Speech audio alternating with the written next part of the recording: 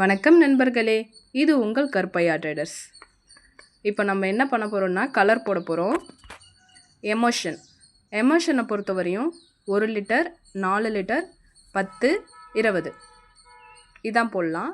நடுவில் வந்து நீங்கள் 2 லிட்டர் போடலாமா இல்லை 5 லிட்டர் போடலாமா? 5 லிட்டர்லாம் கம்பெனிலே பேஸ் கிடையாது. அதனால் 1, 4, 10, 20 தான் போடலாம். இப்போ நம்ம கஸ்டமர் என்ன கேட்டிருக்காங்கன்னா 2 லிட்டர் கலர் கேட்டிருக்காங்க. அதனால் நம்ம வந்து 1 லிட்டரில் 2 போட போகிறோம். கலருக்கு ஒவ்வொரு கலருக்கும் ஒவ்வொரு நம்பர் இருக்குது. நம்ம கலர்லாம் எப்படி சூஸ் பண்ணுறது அப்படின்னு கேட்டிங்கன்னா, ஓலைச்சுவடி அப்படின்ட்டு ஒரு இது இருக்குது.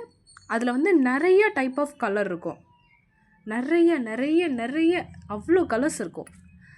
அதில் வந்து பார்டருக்கு ஒரு கலர், ஃபுல் வால்க்கு ஒரு கலர்னு சூஸ் பண்ணிக்கலாம். இப்போ நம்ம போட போகிறது பார்டரோட கலர். பார்டருக்குதாக தான் 2 லிட்டர் கலர் கேட்டிருக்காங்க. கலரோட நம்பர் K165.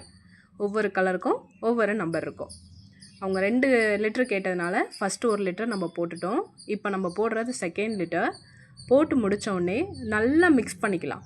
நல்லா மிக்ஸ் பண்ணால் தான் நம்ம அந்த மிஷினில் டிண்ட் ஆச்சு இல்லையா, அந்த ஒவ்வொரு கலருமே நல்லா மிக்ஸ் ஆகும். நம்ம பேஸ் வந்து கொஞ்சம் திக்காக இருக்கும்.